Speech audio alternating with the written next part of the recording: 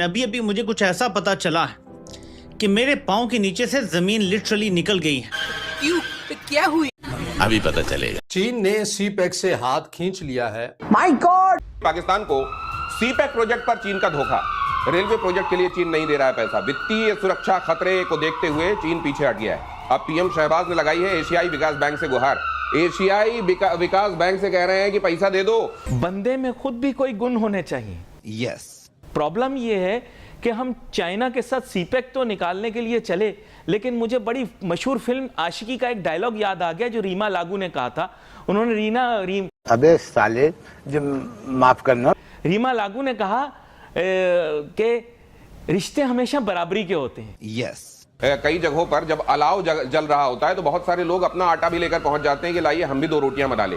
इसी तरीके से यहाँ सीपेक का जो काम चल रहा था उसमें पाकिस्तान अपने बहुत सारे उल्लू सीधे कर रहा था। चाइना को यह समझ में आ गया है कि यहाँ पर रेत में पानी डालना जो है फिर भी शायद कुछ बेनिफिशियल हो सकता है, लेकिन यहां पर पैसे डालना हमारे लिए बेनिफिशियल नहीं है। अब वो हाथ पीछे खींच रहे हैं। तो अब इनको समझ में आ रहा है कि वो जो आधे अधूरे हम चाइना के जरिए काम पूरे कराने वाले थे, अमेरिका तो करने से रहा, वो कहेगा कि तुम इससे करा रहे थे, करा लो, तो अब पैसे कहां से आएंगे। लेकिन ये बेशर्मी की हद है सर कि अब एशियन बैंक से कह रहे हैं पैसे दे दो। ये पहली दफा है कि एक फ्लैगशिप बड़ा प्रोजेक्ट जो है उसे अब एक western backed multilateral financial institution यानी एशियन डेवलपमेंट बैंक, जिसका स्टेटस और इन्फ्लुएंस और उसके पीछे वही इंटरेस्ट है जो वर्ल्ड बैंक के पीछे हैं, जो IMF के पीछे हैं, वो अब इस प्रोजेक्ट को फाइनेंस कर रहे हैं। चाइना ने पाकिस्तान से हाथ उठा लिया है और दोनों के दरमियान जो है वो कशीदगी और तनाव एक पैदा होता हुआ जा रहा है, क्योंकि चाइना ये कह रहा है कि हमारे लोगों की हिफाजत नहीं की जा रही।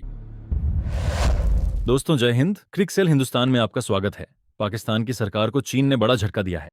चीन की सैन्य परेड में हिस्सा लेने वाले पाकिस्तान के PM शहबाज शरीफ और आर्मी चीफ फील्ड मार्शल असीम मुनीर ने राष्ट्रपति शी जिनपिंग से मुलाकात की थी। और इसी बीच बड़ी खबर है कि चीन ने पाकिस्तान के अंदर CPEC के सबसे बड़े प्रोजेक्ट से खुद को अलग कर लिया है। शहबाज सरकार ने अब एशियाई विकास बैंक के DB से अपने सबसे बड़े बेल्ट एंड रोड प्रोजेक्ट के लिए पैसा देने की गुहार लगाई है। इससे पहले SCO के शिखर सम्मेलन में PM नरेंद्र मोदी ने खुलकर चीन की CPEC परियोजना का विरोध किया था, जो POK से होकर जाती है। तो चलिए पाक मीडिया का रिएक्शन देखते हैं। अगर चैनल पर नए हैं तो प्लीज चैनल को सब्सक्राइब कर दें, वीडियो को लाइक करके कमेंट सेक्शन में अपनी राय जरूर लिखें। वीडियो देखने के लिए धन्यवाद। पाकिस्तान का सीपेक 2 जो है वो खासा बढ़ गया है, क्योंकि उसका जो मेन फ्लैगशिप प्रोग्राम था, मेन रेलवे लाइन 1 जिसको ML1 कहते हैं, उस पे चीन ने खासे अरसे से, आपको पता है, चीन उसके पैसे नहीं दे रहा था। फंडिंग प्रॉब्लम था। चाइनीज़ को शक था कि ये वायबल नहीं है, पैसे रेज नहीं हो सकते। चाइनीज़ एनर्जी कंपनीज़ को और जो हाइड्रो इलेक्ट्रिक कंपनीज़ हैं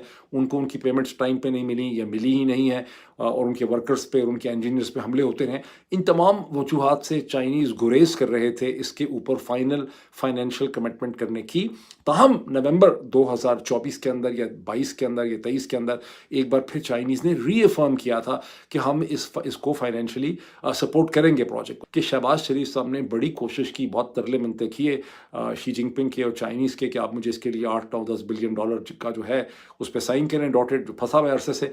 लेकिन उनको चाइनीज़ ने टरखाया है और उल्टा उनको MOUs पकड़ा दिए हैं बहुत से 8.3 बिलियन डॉलर्स के, जिनका ताल्लुक इलेक्ट्रिक व्हीकल्स के साथ है, इलेक्ट्रिक बैटरीज के साथ है, एनर्जी के प्रोजेक्ट से है, AI ड्रिवन प्रोजेक्ट से है। जो होंगे या नहीं होंगे वो बात की बात है। तो उनको MOU के कागज़ पकड़ा के भेज दिया और उनको ML1 के कोई पैसे नहीं दिए। पाकिस्तान ने मेन रेलवे लाइन 1 की इनिशियल कंस्ट्रक्शन के लिए कराची टू कोटरी का जो सेगमेंट है उसके लिए एशियन डेवलपमेंट बैंक ADB से तकरीबन 2 बिलियन डॉलर्स का एक एग्रीमेंट कर लिया है। एशियन डेवलपमेंट बैंक ने उसे अप्रूव कर दिया है और उसके साथ ही एशियन डेवलपमेंट बैंक ने रिकोदिक के लिए भी तकरीबन 460 या 480 मिलियन डॉलर जो है वो अप्रूव कर दिए हैं। ये दरअसल जो मंसूबा है ML1 मंसूबा, इसमें तो कोई शक नहीं है कि ये पाकिस्तान की रेलवे सेक्टर के अंदर एक इनकलाबी मंसूबा रखता है।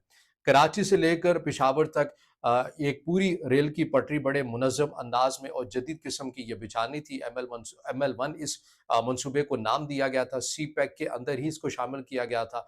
ये belt and road initiative programme के तहत भी आता है, जो चाइना का BRI प्रोग्राम है।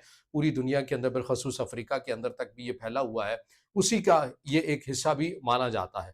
अब इसमें जो इब्तदाई तौर के ऊपर जो लागत आई थी वो बताया यह गया था कि तकरीबन 9.2 बिलियन डॉलर थी। चाइना ने कहा कि ये बहुत बड़ी रकम है और ये चाइना ने ही पाकिस्तान को देनी थी। फिर पाकिस्तान की जानिब से इस रकम को कम कर दिया गया, यानी कि 6.7 अरब डॉलर इस बिलियन डॉलर जो है वो मुख्तस किया गया। अब इसके अंदर पाकिस्तान की इस मंसूबे में जो कमी है पैसों के लिहाज से, वो इसलिए कम कर दी गई चूँकि पाकिस्तान ये चाहता है कि ये मंसूबा तकमील को पहुँचे, क्योंकि पाकिस्तान की रेलवे लाइन के अंदर इनकलाब लाने के लिए या जदीदियत के साथ उसको हम आहंग करने के लिए ये मंसूबा इंतहाई ज़रूरी है। इसीलिए पाकिस्तान ने इसकी मालियत को भी कम किया, लेकिन उसके बावजूद भी चाइना की जानिब से ये रकम भी नहीं दी। कि इस वक्त पाकिस्तान की अर्जेंसी ये है कि पाकिस्तान मिनरल डेवलपमेंट के बहुत ही बड़े दुनिया के one of the biggest project जो है उसको इनिशिएट कर रहा है, जिसका नाम है रिकोडिक, और उसमें से जो मिनरल निकलने हैं उन्होंने एक्सपोर्ट होना है। हमें वैसे बहुत बताया गया था कि एक्सपोर्ट नहीं होगी, पाकिस्तान के अंदर प्रोसेसिंग होगी, हम रिफाइंड फॉर्म में इसे कहते हैं दुनिया को चीज़ें देंगे, वैल्यू एडिशन करेंगे, लेकिन वैल्यू एडिशन वगैरह लगता नहीं हो रही। फौरी तौर पर एक रेलवे लाइन चाहिए ताकि जो मटेरियल निकले रिकोडिक से, कॉपर एंड व्हाटएवर, उससे फौरी तौर पे पोर्ट्स तक पहुंचाया जाए, और चाइनीज़ इसके ऊपर इन्वेस्टमेंट करने को तैयार नहीं थे, इसलिए इसमें एशियन डेवलपमेंट बैंक ने उसके लिए भी पैसे रख दिए।